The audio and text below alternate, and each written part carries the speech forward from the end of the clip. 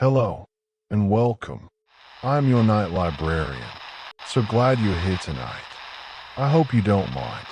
I've put on some relaxing music for you. It should begin shortly, softly in the background. Let's take a moment to slow down together. There's nothing you need to do, and nowhere you need to be. Let's light up the candle.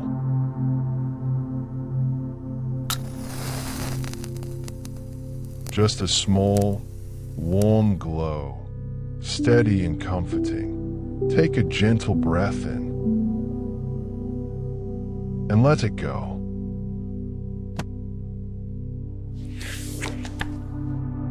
Tonight, we'll be talking about something simple, something calm, something that you can drift in and out of as you rest. You don't need to stay awake. Just listen, relax, and allow yourself to fall asleep whenever you're ready. This library grows with its travelers. If these stories help you rest, subscribing helps us grow and guides other sleepless souls here. A like or a quiet comment is always appreciated. But for now, all you need to do is relax. The library is quiet. The candle is lit. Settle in. Get comfortable. And allow your eyes to grow heavy. I wonder, why can't you sleep tonight? Is it because the day replayed itself in your mind one too many times, showing you all the moments you stumbled, all the words you wish you'd said differently, all the things left undone? Or is it something quieter, something that's been there so long you barely notice it anymore? That persistent whisper telling you that you're somehow falling short, that everyone else has figured out something you haven't, that you're simply not enough. If that's what brought you here tonight, I want you to know something. You're not alone in this feeling. And more than that, I want to tell you that this feeling, as heavy as it is, isn't telling you the truth. So settle in now. Let your body sink a little deeper into wherever you're resting. You don't need to fix anything right now. You don't need to be anything other than exactly what you are in this moment. Someone who is tired, someone who is trying, someone who deserves rest and gentleness. Tonight, I'm going to tell you a story. It's not a fairy tale, though it has its own kind of magic. It's a story about someone very much like you, and about the journey we all take when we start to believe we're not measuring up to some invisible standard we can't quite name. There was a person, let's call them Sam, though the name doesn't matter much because this could be anyone, could be you, who woke up one morning with a familiar weight on their chest. It wasn't physical, exactly, but it was there nonetheless. Sam had felt this weight for so long that they'd started to think it was just part of who they were, like having brown eyes or a particular laugh. This was the weight of not enough, not smart enough, not successful enough, not creative enough, not put together enough, not thin enough, not strong enough, not confident enough, not whatever enough to deserve the good things that seem to come so easily to other people. Sam would watch colleagues breeze through presentations and think, I could never do that. They'd scroll through social media and see friends posting about promotions, vacations, perfect families, and think, everyone has it figured out except me. They'd lie awake at night, much like you might be doing now, cataloging all their inadequacies like inventory in a warehouse that never ran out of stock. The thing about this weight is that it's patient. It doesn't announce itself with fanfare. It just settles in, day after day, whispering its small poison. You're behind. You're failing. You should be more by now. Others are lapping you while you're still at the starting line. One Tuesday, and it was a Tuesday because those midweek days have a particular kind of gray ordinariness to them. Sam sat at their desk staring at a blank document that was supposed to become something important. A report, a proposal, a piece of writing. The details don't matter. What matters is that the blankness stayed back, and Sam felt that familiar panic rising. I can't do this, they thought. I don't know enough. I'm not good enough at this. Someone else should be doing this job. Eventually, everyone will realize I'm a fraud. Have you ever felt that? That certainty that you've somehow fooled everyone into thinking you're competent, and any moment now they'll all see through you? Sam minimized the document and opened their email instead, which is what we all do when we're avoiding the thing that makes us feel small. And there, sitting in their inbox, was a message from someone they'd mentored years ago. It was short, just a few lines, but it said, I was cleaning out old files and found the advice you gave me when I was starting out. I just wanted to say thank you. You changed the trajectory of my career. I hope you know how much you helped me. Sam read it 3 times. Then they closed it and went back to staring at the blank document. And here's the strange thing. The message didn't make them feel better. Instead, it made them feel worse. They think I helped them, Sam thought, but that was years ago. I'm not that person anymore. I was better then. I've gotten worse somehow. I'm losing whatever I had. This is what the weight of not enough does. It takes evidence of your worth and transforms it into proof of your decline. It's an alchemist working in reverse, turning gold into lead, turning your victories into flukes, your kindnesses into accidents, your successes into luck.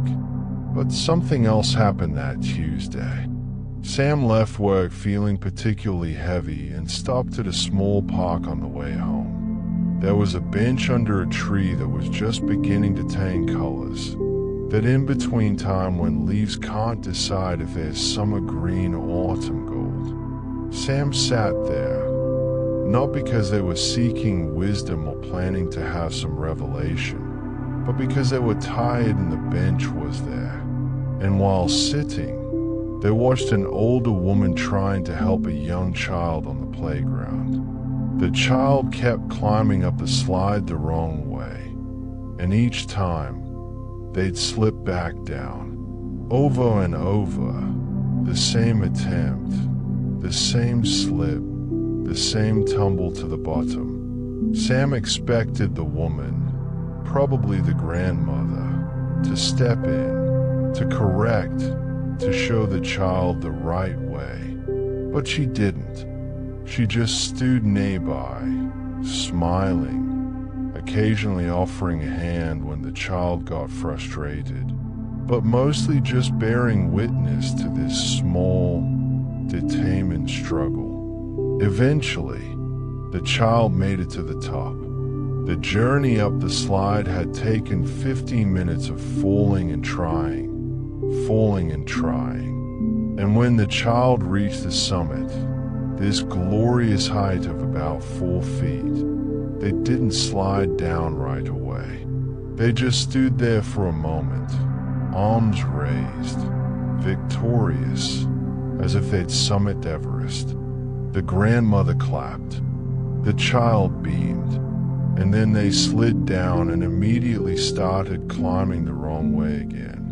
Because the victory wasn't the point. The climbing was the point. The trying was the point. Sam felt something crack open inside their chest. Just a little. They couldn't have articulated why this moment mattered. Why this ordinary scene in an ordinary park on an ordinary Tuesday suddenly felt significant. But somewhere in watching this child celebrate 4 feet of effort, something shifted.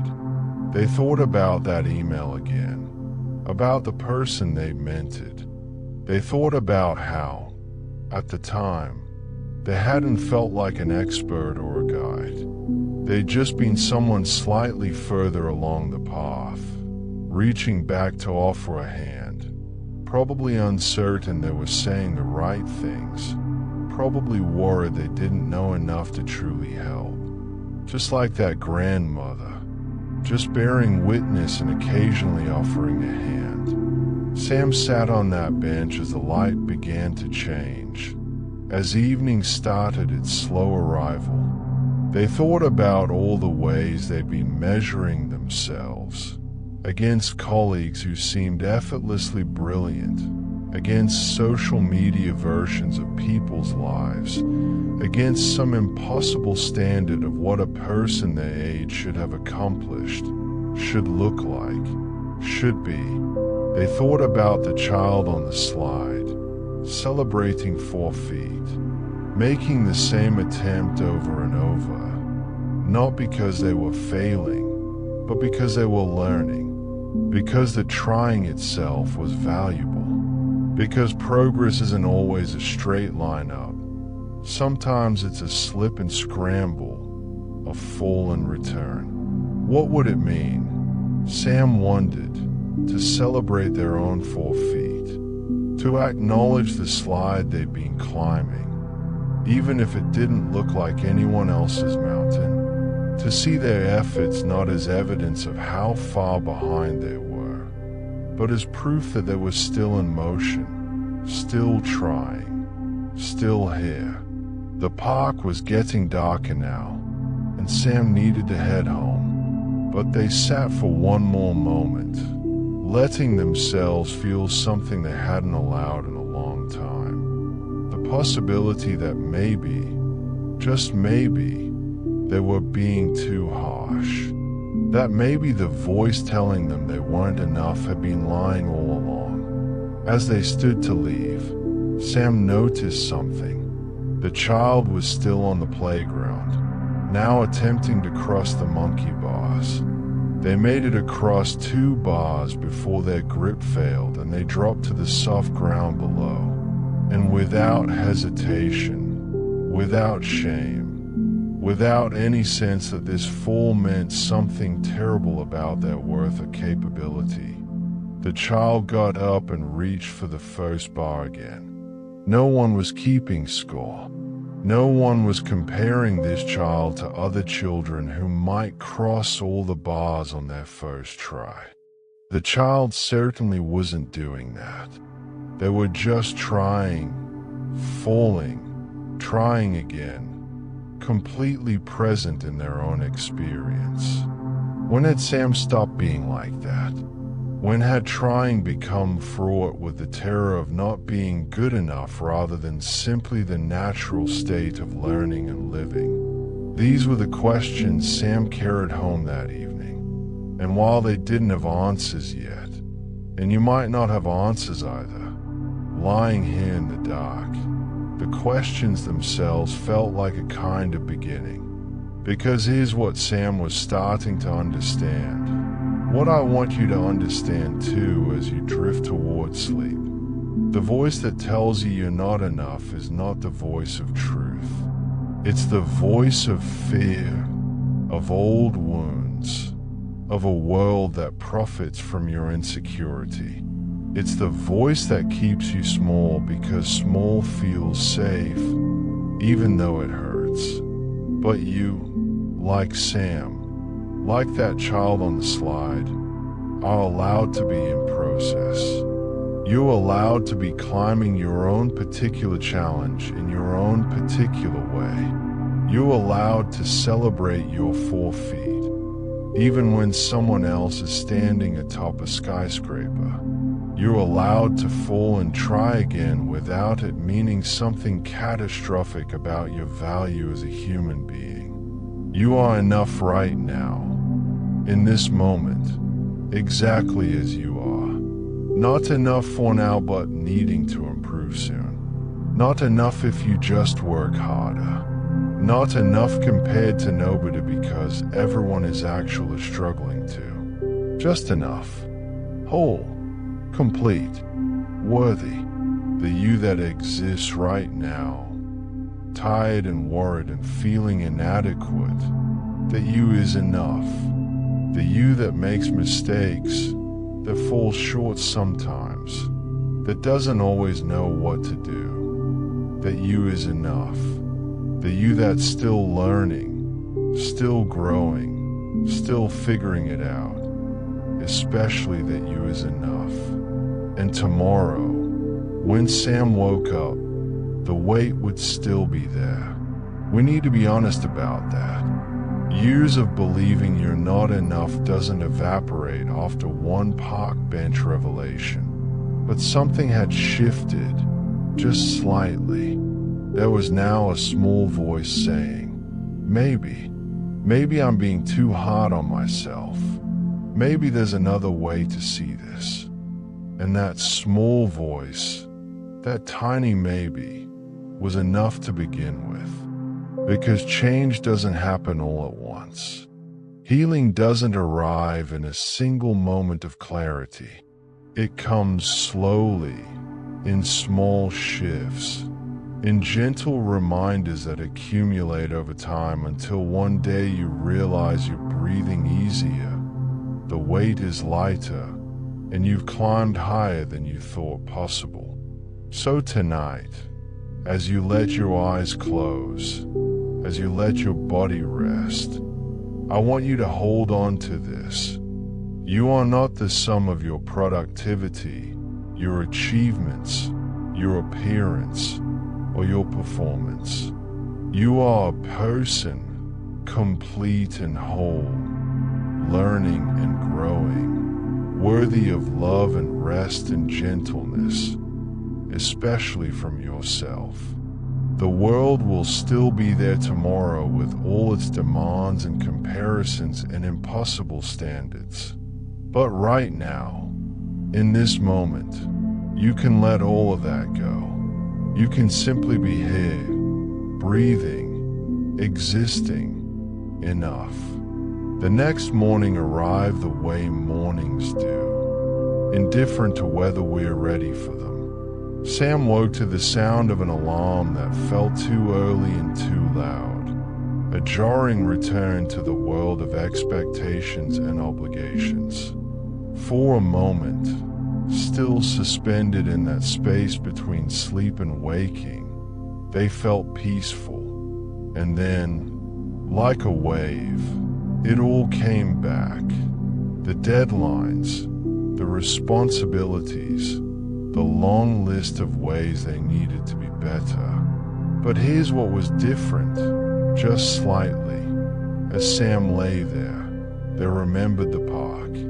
They remembered the child on the slide. And they made a small decision, barely conscious, almost automatic. What if today I tried being a little gentler with myself? It wasn't a grand commitment. It wasn't a life-changing resolution. It was just a small question, a tiny experiment. What if, at breakfast, Sam burned the toast? Normally, this would have triggered a cascade of self-criticism. Can't even make toast without messing up. Can't do anything right. What's wrong with me? But this morning, they scraped off the burnt parts, added extra butter, and thought, well, it's still food. I'm still eating. This is fine. Such a small thing. Such an ordinary moment. But these are the moments where we practice, where we learn new ways of being with ourselves. The grand gestures matter less than we think.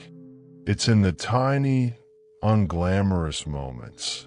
The burnt toast, the missed alarm, the forgotten appointment, where we either reinforce the belief that we're not enough always start to build something different. Sam went to work, and work was work. Meetings that could have been emails. Emails that felt overwhelming. A project that wasn't going as well as hoped.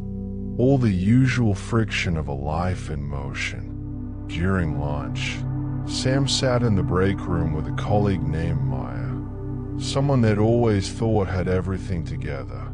Maya was one of those people who seemed to glide through challenges, who always had the right answer in meetings, whose desk was organized, whose life appeared to run on well-oiled wheels.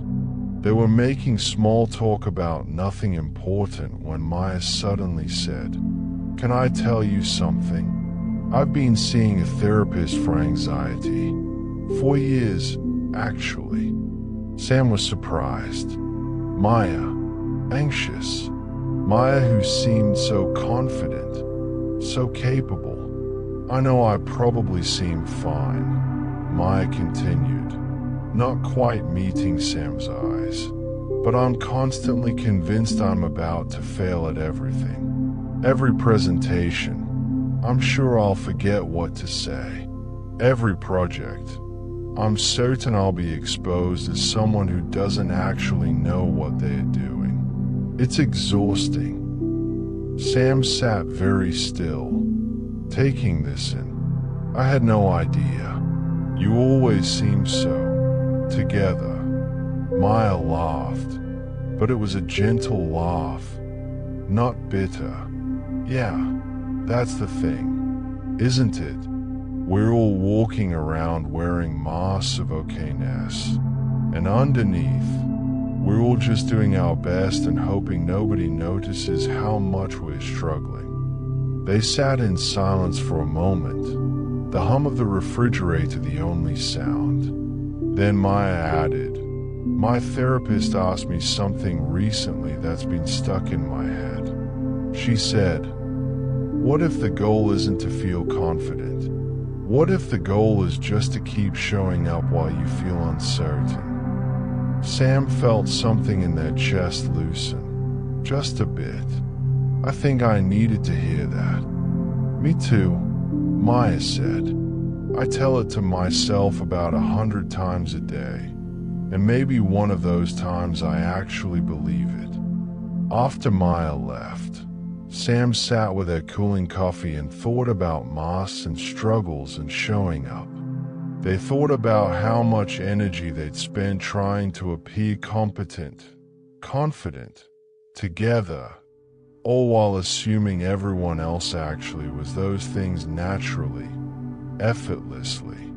What if everyone was just as uncertain? What if confidence wasn't a destination but a performance, and some people were just better actors? What if the people who seemed to have it all figured out were just as lost, just better at hiding it? That afternoon, Sam had to give a brief update in a team meeting. Usually, this would fill them with dread. They'd over-prepare, script every word, stay up late rehearsing, and still feel inadequate. Today, they prepared, but not excessively, and when they spoke, their voice shook a little. They forgot one of their points. They said more than they would have liked, and the world did not end. Their colleagues nodded, asked a few questions, and moved on to the next agenda item. Nobody seemed to notice Sam's imperfection, or if they did, they didn't care, because everyone was too busy worrying about their own performance to judge Sam's. This is a truth we forget constantly. Most people are so consumed with their own concerns that they are barely registering ours. The spotlight we think is on us, highlighting every flaw and failure. It's mostly in our imagination. We're all the stars of our own movies, convinced everyone is watching, when really, everyone is starring in their own film, worried about their own performance. Sam went home that evening feeling tired but not quite as heavy. They made dinner. Nothing fancy, just simple food that tasted good. They didn't photograph it for social media. They didn't compare it to recipes they'd seen online. They just ate, and it was enough. After dinner, Sam did something they hadn't done in months. They called their mother. They'd been avoiding it, not because they didn't love her, but because phone calls meant questions. How's work? Are you seeing anyone? Have you thought about? And Sam never had the right answers. The answers that would prove they were succeeding at life in the ways their mother could understand and approve of. But tonight, maybe because of the park, maybe because of Maya, maybe because of the burnt toast that didn't ruin everything, Sam called. "Hi, Mom." "Sam, oh, it's so good to hear your voice. I was just thinking about you." They talked about small things. The weather, a book Sam's mother was reading, a recipe she tried, and then came the inevitable. "So how's everything with you? How's work?" Sam took a breath, and instead of the usual deflection, the usual performance of fineness, they said, "Honestly, Mom, it's been hard lately. I've been feeling like I'm not doing well enough, like I should be further ahead by now." There was a pause. Sam braced for disappointment, for the speech about working harder or being more focused. But instead, their mother said, "Oh, sweetheart, I feel that way all the time." "You do?" "Of course I do. I look at my friends and think I should have traveled more, should have pursued my painting, should have been braver about 100 things. I'm 62 years old and I still feel like I'm not enough sometimes." This stunned Sam into silence. Their mother, who always seemed so certain, so content with her choices. "I think," their mother continued slowly, "that maybe feeling not enough is just part of being human. We all have this gap between who we are and who we imagine we should be. But maybe the gap isn't the problem. Maybe it's trying to close it by force, by being harsh with ourselves, that makes it hurt so much." "What do you mean?" Sam asked. "Well, I spent so many years beating myself up for not being the perfect mother, the perfect wife, the perfect friend. And you know what changed? Not my circumstances, not my achievements. I just decided one day that I was tired of being mean to myself. I decided that even if I wasn't perfect, I could still be kind to the person living my life. To me." Sam felt tears prickling at their eyes, unexpected and sudden. "How did you do that? Just decide?" "Oh, it wasn't just one decision. It's a decision I have to make over and over, every day, sometimes every hour. It's choosing, in small moments, to talk to myself the way I talk to you. Would I tell you that you're a failure for burning toast, for stumbling over words in a meeting, for not being further ahead in life?" "No," Sam whispered. "Exactly. So why do I say those things to myself? And if I wouldn't say them to someone I love, why are they okay to say to me?" They talked for another hour, about nothing and everything. When Sam finally hung up, they felt something they couldn't quite name. Lighter, maybe. Less alone, certainly. That night, getting ready for bed, Sam looked at themselves in the bathroom mirror. Really looked. not with the usual critical eye cataloging every flaw, every sign of aging, every imperfection. Just looked at a person, a tired person, a person who was trying, a person who had made it through another day. "Hey," Sam said softly to their reflection, "you did okay today." It felt silly, talking to themselves in the mirror, but it also felt like something important, like a small act of rebellion against all the years of harsh judgment. "You're learning," Sam continued. "You're trying to be gentler. That counts for something." The reflection didn't answer, of course, but Sam imagined it might smile, just a little, might appreciate finally being spoken to with kindness instead of criticism. As Sam climbed into bed, they thought about the mother's words, about Maya's confession, about the child on the slide, about all the small moments of the day where they'd chosen, even just briefly, to be a little softer with themselves. The weight of not enough was still there. They could feel it, familiar and heavy. But alongside it now was something else. A small, steady voice that said, "What if you're wrong about yourself? What if you've been believing a story that isn't true?" And that question, carried into sleep, felt like a beginning. Because here's what Sam was learning, what I hope you're learning too. The journey from not enough to enough isn't about achieving more, becoming more, or proving more. It's about unlearning the lies we've told ourselves, about questioning the harsh inner voice we've mistaken for truth. It's about small moments of gentleness, burnt toast that's still breakfast, shaky presentations that accomplish their purpose, phone calls that reveal everyone's struggles, reflections that deserve kindness. You don't have to fix yourself. You don't have to become someone different. You just have to start treating yourself like someone worthy of compassion. Because you are. You always have been.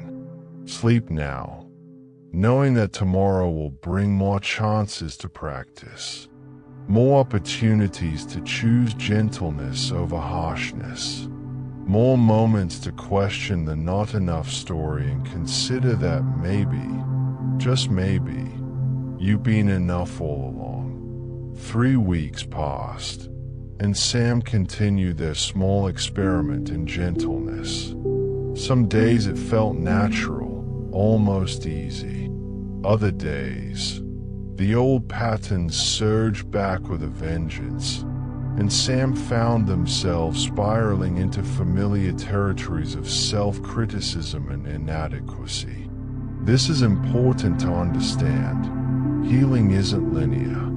Growth isn't a steady climb upward.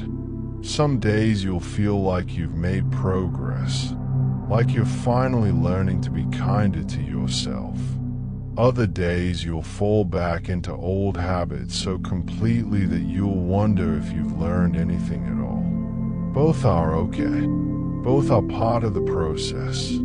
On a rainy Thursday, Sam had one of those falling back days. Everything went wrong in small, frustrating ways. They spilled coffee on their shirt right before an important meeting. Their computer crashed, losing an hour of work.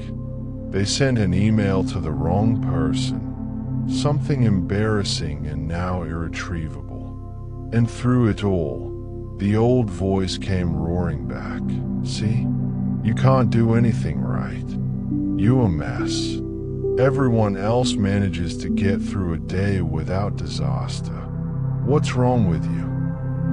By evening, Sam felt defeated. All the progress of the past weeks seemed like illusion, like they'd been fooling themselves into thinking they could change.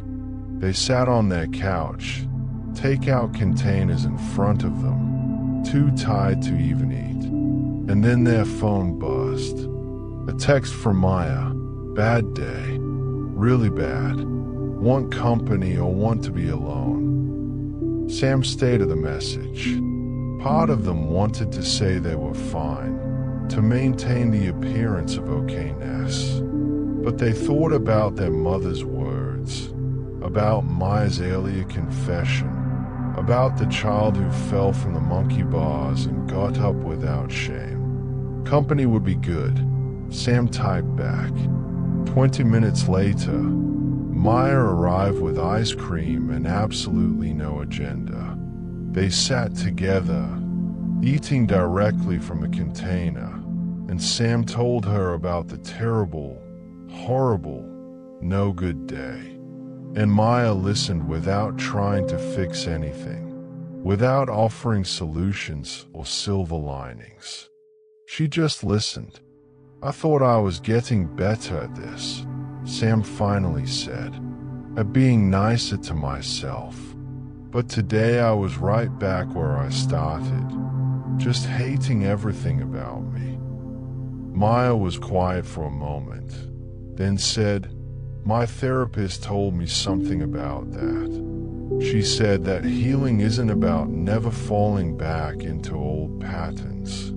It's about falling back for shorter periods of time, or noticing it's happening, or being gentler with yourself about the falling back itself. I don't understand. Well, like 6 months ago, if I'd had a bad day, I would have spiraled for a week. I would have convinced myself I was terrible at my job, terrible at life, and I would have isolated and beaten myself up until I could barely function. Now, I still have bad days, but I can text a friend. I can reach out. The spiral lasts hours instead of weeks. That's progress, even though it doesn't feel like it in the moment. Sam thought about this. They had texted Maya instead of isolating. They had said company would be good instead of I'm fine. Maybe that was something. It's so hard though, Sam said. Why is being kind to ourselves so much harder than being kind to other people? Maya nodded slowly. I think about that a lot. I think maybe it's because we have access to all our worst thoughts, all our fears, all the things we're ashamed of. We see ourselves from the inside, where it's messy and confused and full of doubt. But we see other people from the outside, where we can give them the benefit of the doubt, assume positive intent, forgive their mistakes. So how do we start seeing ourselves from the outside, with that same generosity? I don't know if we ever fully do, Maya admitted, but I think we can practice. We can ask ourselves, what would I say to a friend in this situation? And then try to say that to ourselves instead. Sam considered this. What would they say to a friend who'd had a day like today? They certainly wouldn't say, you're a disaster and a failure. They'd probably say something like, that sounds really frustrating. You had a rough day. Tomorrow will be better. You're doing fine. Why was it so easy to extend that kindness outward but so difficult to turn it inward? They sat with this question as the rain continued outside, as the ice cream slowly disappeared, as the evening deepened into night. And somewhere in that sitting, Sam realized they felt better. Not fixed, not transformed, but better. Less alone, less convinced of their own worthlessness. Thank you for coming, Sam said. Thank you for texting, Maya replied. It's brave, you know, admitting you're struggling. I respect that. After Maya left, Sam got ready for bed with a little less heaviness than before. They thought about what she'd said, about spirals getting shorter, about progress being measured in smaller gaps between falling and rising. And they thought about something else too, the fact that they'd reached out. Old Sam wouldn't have done that. Old Sam would have suffered alone, convinced that needing help was another failure, more evidence of not enough-ness. But tonight, they'd asked for company, and company had come, and it had helped. That was worth noticing. That was worth celebrating, even. The next morning, Sam woke to sunlight streaming through the window. The rain had cleared, leaving everything washed and bright. And on impulse, instead of immediately checking their phone for work emails and obligations, Sam stayed in bed for an extra 10 minutes. They didn't do anything productive with those minutes. They just lay there, watching dust motes dance in the light, feeling the warmth of their blankets, letting themselves be still. This felt radical somehow, taking time that wasn't earned, that wasn't productive, that served no purpose except rest and ease. In a world that measures worth by output and achievement, simply being still felt like a small revolution. At work that day, Sam ran into Jordan, another colleague they'd always found vaguely intimidating. Jordan was brilliant, the kind of person who seemed to absorb information instantly and articulate complex ideas with ease. Whenever Sam sat in meetings with Jordan, they felt slow and inarticulate by comparison. But today, Jordan looked tired. More than tired, depleted. "You okay?" Sam asked before they could second-guess themselves. Jordan looked surprised by the question. Then something in their face crumpled slightly. "Honestly, not really. I'm burnt out. I've been running on empty for months, and I don't know how to stop." Sam found themselves guided by instinct more than thought. "Want to grab coffee?" They sat in the small cafe downstairs, and Jordan talked about pressure and expectations, about family members who didn't understand why they were so stressed when they had such a good job, about the constant feeling of needing to prove themselves, to be exceptional, to justify taking up space in the world. "I know I should probably talk to someone professional about this," Jordan said, "but I keep thinking I should be able to handle it myself. That needing help means I'm weak." And Sam, who would have agreed with this sentiment completely just weeks ago, found themselves saying, "I don't think it means you're weak. I think it means you're human." Jordan looked at them with something like relief. "You really think so?" "Yeah," Sam said, and meant it. "We all just people trying to figure this out. Some of us just hide the struggle better than others." They talked for an hour, and when they parted, Jordan gave Sam a quick hug. "Thank you. I needed that more than you know." Walking back to their desk, Sam felt something unexpected. Pride. Not the accomplishment kind of pride, but something quieter. Pride in being present for someone. Pride in offering the kindness and understanding they were learning to offer themselves. This is how it works. This journey toward enough-ness. We practice on ourselves in small moments.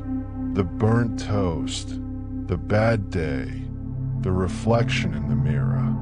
And then, almost without realizing it, we start extending that same compassion outward. We become the friend who shows up with ice cream, the colleague who asks if someone's okay, The person who says being human isn't weakness. And in being that person for others, we sometimes learn to be that person for ourselves too. That weekend, Sam decided to do something they'd been avoiding for months. Clean out their closet. Not for any noble reason. Just because it was overstuffed and chaotic, and finding clothes each morning had become an exercise in frustration. As they pulled out items, they found themselves confronting a timeline of who they tried to be. The professional clothes they bought thinking they needed to look more serious. The trendy items they purchased trying to be more stylish. The exercise clothes they bought during a phase of thinking they needed to be more fit. The books they bought but never read. Evidence of who they thought they should become. Each item whispered not enough in its own way. Not professional enough. Not stylish enough. Not disciplined enough. Not smart enough. Sam sat in the middle of the chaos and felt overwhelmed. But then they remembered. What would they say to a friend? They wouldn't say, "Look at all this evidence of your failure." They'd probably say, "You've tried different things. You've explored different versions of yourself. That's not failure. That's being alive." So Sam started sorting with that lens. Not what's wrong with me for buying this, but did this serve me at the time? And does it serve me now? Some things went to donation. Some things stayed. And the whole process felt less like confronting failure and more like honoring different seasons of life. By evening, the closet was organized, and Sam felt lighter. Not because they'd achieved some perfect minimalist aesthetic, but because they'd met themselves with gentleness in the process. That night, lying in bed, Sam thought about the week. The terrible Thursday that had felt like proof of perpetual inadequacy. The text to Maya that had been an act of courage. The conversation with Jordan that had helped both of them. The closet that had become less about shame and more about seasons. Small moments, small choices, small acts of gentleness accumulating into something larger. The weight of not enough was still there. It would probably always be there to some degree, but it was sharing space now with something else. A growing sense that maybe, just maybe, the story didn't have to be about inadequacy. Maybe it could be about being human, about learning, about extending to yourself the same grace you'd offer anyone else. As sleep pulled Sam under, their last thought was simple. I'm trying. That counts. And in the quiet darkness, in the space between waking and dreaming, that truth settled in like a benediction. You're trying to. You've been trying all along. And that counts. That counts so much more than you know. Sam's journey continued through the changing seasons, through ordinary days that held their own quiet lessons. And slowly, almost imperceptibly, things began to shift. It wasn't that Sam suddenly became confident or that the voice of not enough disappeared entirely. It was subtler than that. It was learning to notice the voice and question it, rather than accepting it as truth. It was building a small collection of practices that helped when the weight became too heavy. One of those practices came from an unexpected place. Sam had started volunteering at a community garden on Saturday mornings. They'd signed up on impulse, thinking maybe being around growing things would be good for them somehow. They'd expected to be the least knowledgeable person there, the one who killed every plant they touched. more evidence of their inadequacy. But the woman who ran the garden, an elderly woman named Ruth with soil permanently under her fingernails, had a different approach than Sam expected. "The thing about plants," Ruth said on Sam's first day, handing them a trowel, "is that they don't grow on anyone's schedule but their own. You can't force a tomato to ripen faster by yelling at it. You can't shame a seed into sprouting. You just tend to them, give them what they need, and trust the process." Sam found themselves thinking about this constantly. You can't shame a seed into sprouting. How much of their life have they spent trying to shame themselves into becoming better, faster, more? And had it ever worked? In the garden, Sam learned patience. They learned that growth happens underground before it's visible. They learned that sometimes plants look dead before they came back stronger. They learned that comparing a tomato plant to a sunflower was absurd. They needed different things, grew at different rates, had entirely different purposes. Why do we compare ourselves to others when we're not even the same species? Ruth said one day, as if reading Sam's mind, "You've got your own soil, your own season, your own timeline. Trying to be someone else is like trying to turn an oak into a rose. Ridiculous and exhausting." Sam started applying this thinking to other areas of their life. When they caught themselves comparing their career progress to a colleague's, they'd think, different plants, different seasons. When they fell behind in life milestones, they'd remember, you can't rush a seed. It didn't make the feelings disappear, but it gave them a framework for understanding those feelings differently. One Saturday, a new volunteer showed up at the garden. He was young, maybe early 20s, and he attacked the work with a kind of intensity that Sam recognized. The need to prove, to perform, to be exceptional even at pulling weeds. During a break, the young man sat beside Sam, breathing hard. "I'm probably doing this all wrong," he said. "I don't know anything about gardening." "None of us did when we started," Sam said. "Yeah, but I bet you learned faster than me. I'm so bad at this kind of thing." Sam looked at this young person, so convinced of his inadequacy, and felt a wave of compassion.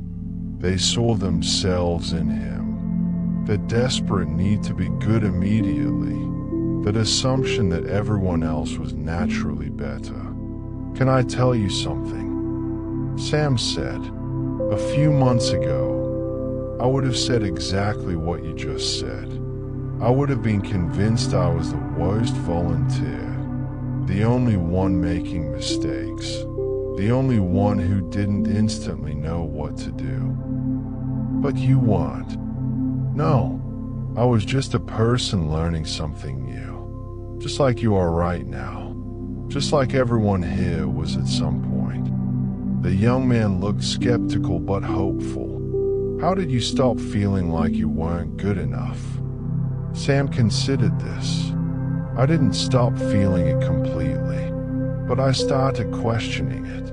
I started asking myself, is this feeling telling me the truth? Or is it just a habit? And most of the time, it's just a habit. A really old, really familiar habit." They worked side by side for the rest of the morning, and Sam found themselves offering the kind of gentle guidance they'd learned from Ruth, suggesting rather than correcting, encouraging rather than critiquing, being present with someone else's learning process in a way they were slowly learning to be present with their own. Driving home that day, Sam realized something important. Helping the young volunteer hadn't felt like a burden or an imposition. It had felt natural, even joyful. They'd offered patience and understanding easily, without question. Why was it so difficult to offer themselves that same patience? Why could they see clearly that the young man was being too harsh with himself, but couldn't see it when they did the same thing? This became a practice, noticing when they extended compassion to others, then asking, would I give myself this same grace? Usually the answer was no, but asking the question was a start. Around this time, Sam's company announced layoffs. Not huge ones, but enough to send waves of anxiety through the office. Suddenly everyone was working longer hours, trying to prove their indispensability, terrified of being seen as not enough. Sam felt the old panic rising. They should work later, take on more projects, be more visible, prove their worth. The weight of not enough pressed down with renewed force. If they got laid off, it would confirm everything they'd always suspected about themselves. But one evening, staying late at the office again, Sam looked around and saw their colleagues doing the same thing. Everyone frantically busy, everyone trying to prove themselves, everyone terrified. And Sam thought about the garden, about forcing tomatoes to ripen faster, about shaming seeds into sprouting. Working themselves to exhaustion wouldn't change the company's financial situation. Sacrificing their health and peace wouldn't make them more valuable. They were trying to control something fundamentally outside their control by hurting themselves. So Sam did something radical. They went home at a reasonable hour. They cooked dinner. They called a friend. They went to bed at a decent time. And the next day, they worked hard during work hours, but they didn't stay late. They did their job well, but they didn't try to do three people's jobs. They contributed without sacrificing themselves.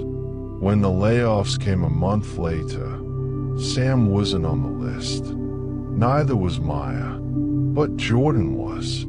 And Sam watched as Jordan cleaned out their desk, looking devastated. And Sam knew that all Jordan's late nights and sacrifices hadn't protected them either.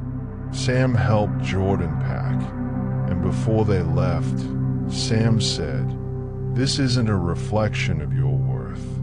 This is about spreadsheets and budgets and things that have nothing to do with how valuable you are as a person."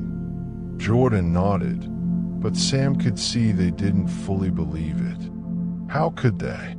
We're taught that our worth is tied to our productivity, our usefulness, our ability to prove ourselves indispensable. When that's taken away, it feels like proof that we were never enough. "Hey," Sam said, gentler, "you're going to be okay. This is a terrible thing happening to you, but it's not happening because of you. You didn't fail. The system failed." They kept in touch over the following weeks, and Sam watched Jordan struggle with the blow to their identity and self-worth. And in supporting Jordan, Sam learned something important. They couldn't fix this for them. They couldn't make Jordan believe they were worthy and enough. They could only be present, keep showing up, keep reminding them that their worth wasn't conditional on employment. Just like Sam was learning that their own worth wasn't conditional on achievement or appearance or anyone else's approval. This became clearer one Sunday when Sam's family gathered for a birthday dinner. These gatherings were usually sources of stress, relatives comparing achievements, asking pointed questions about relationships and career advancement, making Sam feel perpetually behind in the race of life. But this time, fortified by months of gentle practice, Sam approached it differently. When an aunt asked, "So, are you seeing anyone special?" instead of feeling the familiar shame of being single, Sam said simply, "No, I'm focusing on other things right now." When a cousin talked about their recent promotion, instead of spiraling into envy and inadequacy, Sam said, "That's great for you," and meant it. They could celebrate someone else's success without it diminishing their own worth.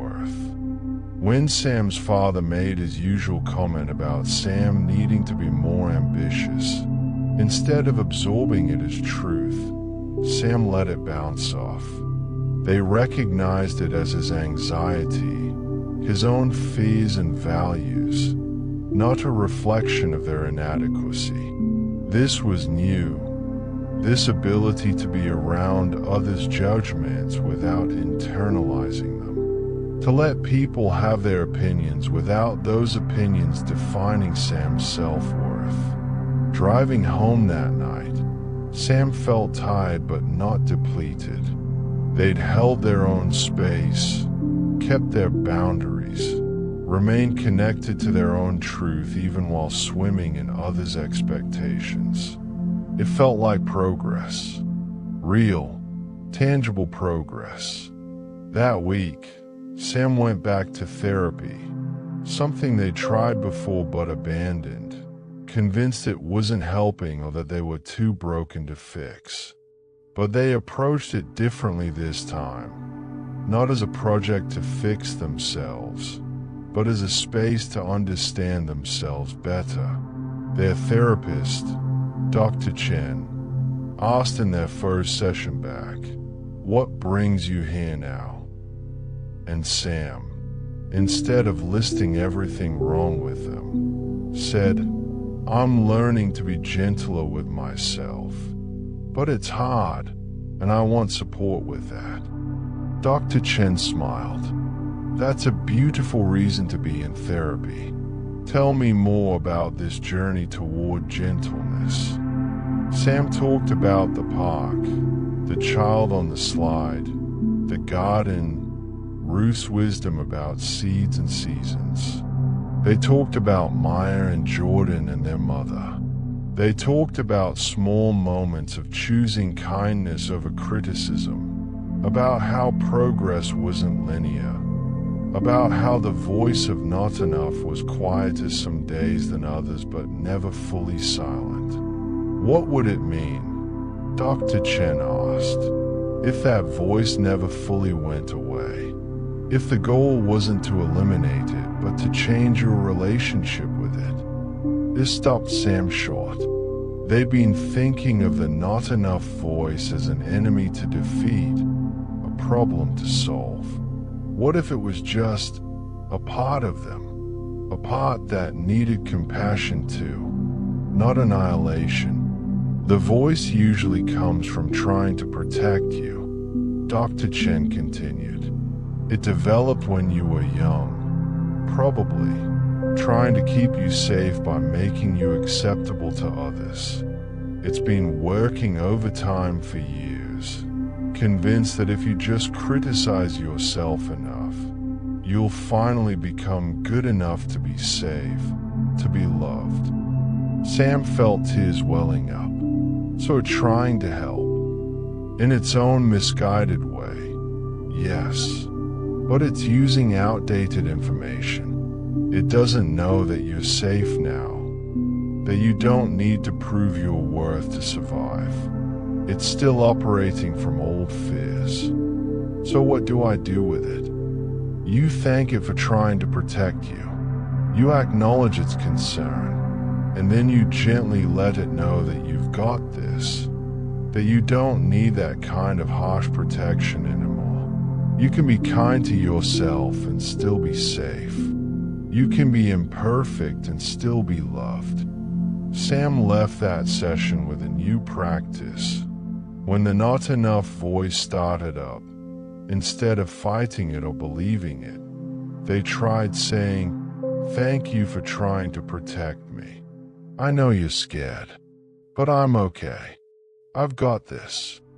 It felt strange at first, like talking to an imaginary friend. But slowly, it started to help. The voice didn't disappear, but it softened. It became less tyrannical and more like a worried friend who needed reassurance. And in reassuring that voice, Sam was learning to reassure themselves. As the weeks passed, Sam noticed something curious. The more gentle they were with themselves, the more capacity they had for others. The less they were consumed with proving their worth, the more present they could be.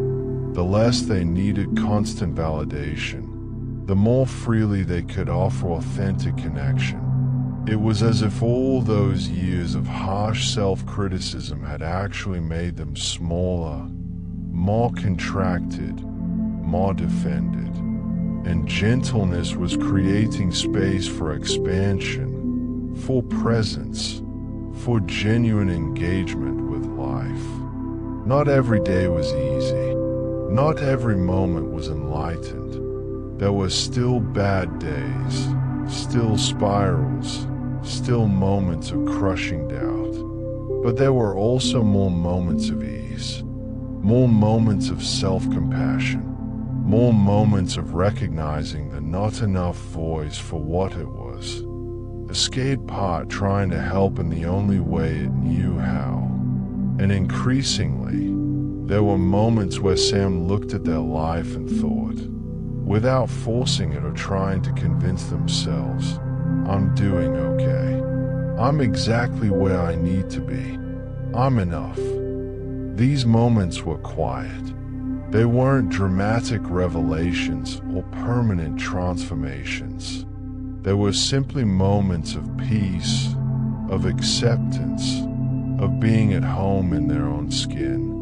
And those moments, Sam was learning, were worth cherishing, because this was what enough-ness felt like. Not perfect, not fixed, not finished, just peacefully, gently, honestly human. Winter arrived with its particular brand of darkness. Those months when the sun sets before dinner and getting out of bed requires an act of will. For many people, winter brings a heaviness, a slowing down, a turning inward that can feel uncomfortable in a culture that values constant productivity and brightness. Sam felt this seasonal weight and noticed something interesting. The old response would have been to fight it, to berate themselves for feeling low, to push through with forced cheerfulness and shame about not being more energetic. But this winter, Sam began to study the architecture of the season. They watched how the frost didn't attack the window pane, but rather decorated it in slow, geometric precision. They realized that the world wasn't dying. It was simply closing its doors to preserve its heat. Sam started to mirror this in their own life. They looked at their calendar not as a list of failures to do more, but as a space to protect. The heaviness in their limbs wasn't a sign of weakness. It was their body's way of asking to be held, to be still, and to be quiet. In the blue twilight of January, Sam found that the less they fought the darkness, the more the darkness seemed to cradle them. They began to see the early sunset not as the end of the day, but as an invitation to a longer, deeper sanctuary. As the weeks grew colder, Sam spent more time looking at the oak tree outside their bedroom window. In the summer, it was a loud, vibrant explosion of green. Now, It stood naked against the gray sky. To the untrained eye, it looked stagnant. But Sam knew better now. They understood that the tree was performing a miracle of internal engineering. Beneath the frozen soil, the roots were deep and busy. They weren't growing taller, but they were growing wider, anchoring themselves against the winter winds.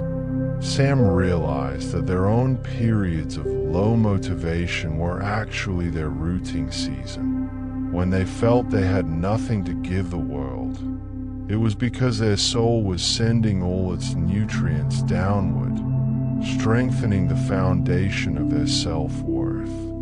They stopped asking, "Why am I not blooming?" and started asking, "How deep are my roots growing tonight?" They practiced being okay with being unseen. Just as the tree doesn't apologize for losing its leaves, Sam stopped apologizing for losing their spark. They learned that the most important growth is often the growth that happens in the dark, underground, where no one else can see or judge it. Focus, practical self-compassion, and building a support system for the soul.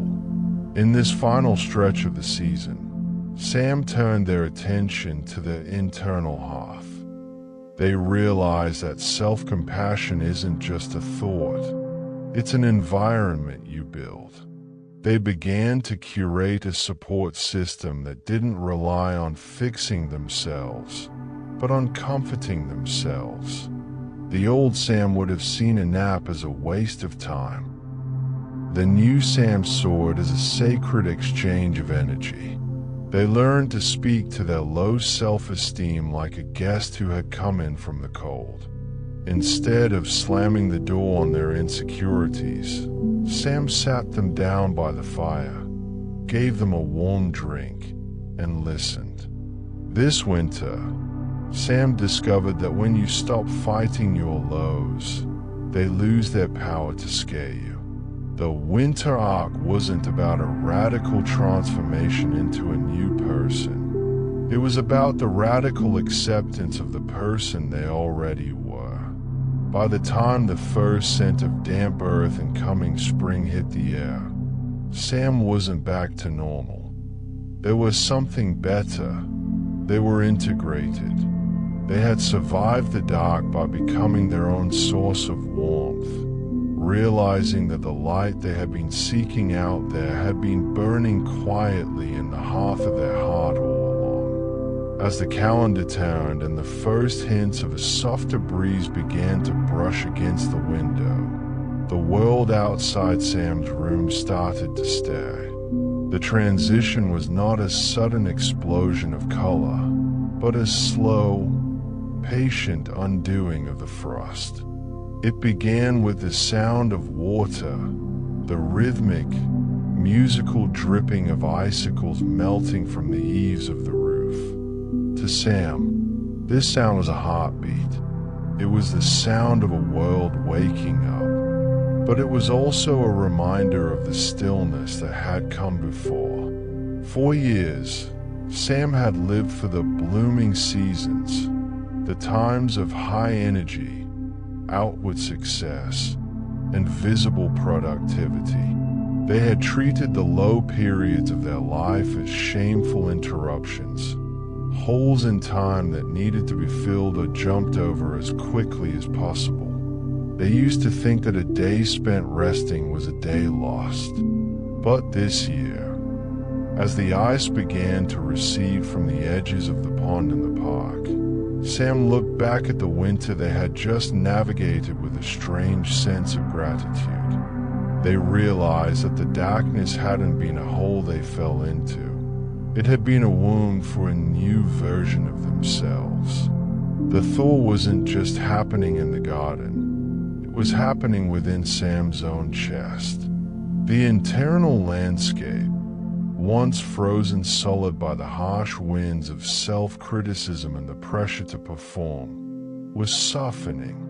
The harsh self-judgment that used to scream during the quiet months The voice that called them lazy, or behind, or unworthy, had been replaced by a knowing silence. This silence wasn't empty. It was full of presence.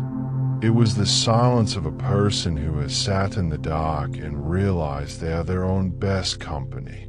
Sam understood now that healing isn't about getting rid of the lows, but about changing how you sit with them. They remembered the nights in December when the weight felt unbearable, and they remembered the moment they decided to stop fighting and simply breathe. In that memory, they found a hidden strength. They realized that they had survived the coldest parts of their journey by becoming their own source of warmth. As the light stayed in the sky a few minutes longer each evening, casting long, lilac shadows across the awakening earth, Sam didn't feel the old, frantic need to make up for lost time. In previous years, spring would bring a panicked energy, a desperate urge to run, to produce, and to prove that the winter hadn't broken them. But this time, they moved with a newfound steadiness. They moved like the trees they had watched all winter, carrying the quiet strength of the roots they had grown in the dark. They looked at their hands and realized these were the same hands that had shook with anxiety months ago, but now they were steady. They were no longer afraid of the shadows that lengthened across the grass, because they had learned that shadows are simply proof that a light is shining nearby.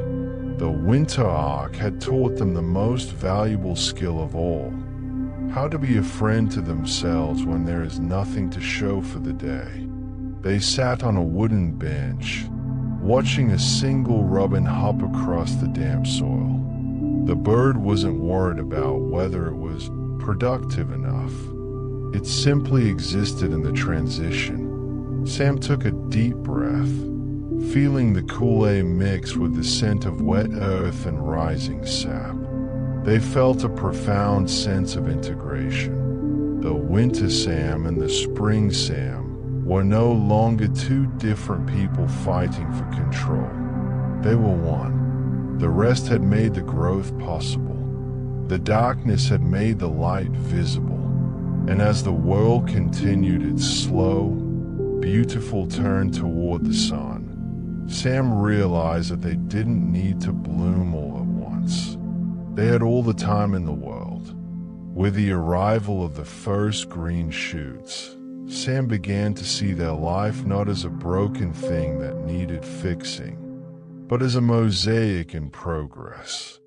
Through months of quiet reflection, gentle therapy, and honest conversations, they had learned that the cracked parts of their personality, the anxiety that flared up in crowds, the low self-esteem that whispered during setbacks, and the moments of deep doubt, were not flaws to be polished away or hidden. Instead, they were the very grout that held the colorful pieces of their experience together. Sam realized that confidence is not the absence of fear. It is the decision to move forward while the fear is still there. They noticed a shift in their daily interactions. When they made a mistake at work or felt a wave of social anxiety, the old voice that said, "See, you're failing," was met with a new, gentler voice that said, "This is just a piece of being human." Sam stopped trying to be perfectly confident and started trying to be perfectly honest. They found that people didn't actually want a version of Sam that had no problems.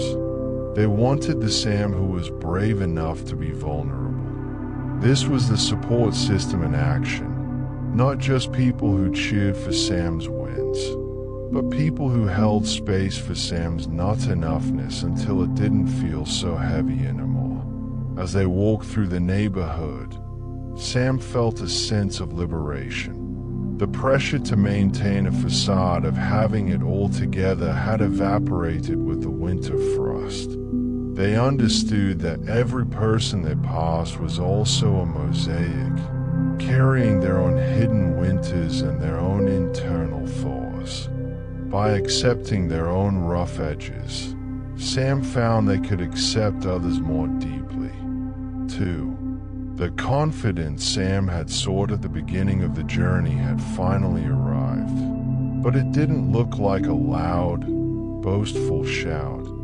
It looked like a quiet, unbreakable internal nod. It was the simple, steady knowledge that they could handle whatever season came next.